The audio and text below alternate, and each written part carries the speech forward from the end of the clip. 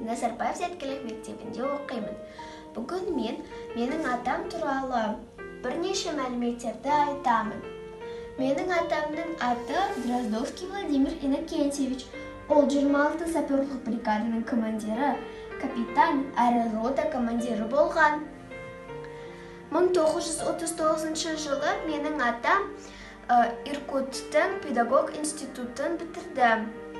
1940 жылы Ленинградтың университетіне өтті. Менің атам өте үлкен патриот. Ол өз ел үшін бірнеше жыл соғыста болған және соғыста қайтыс болған.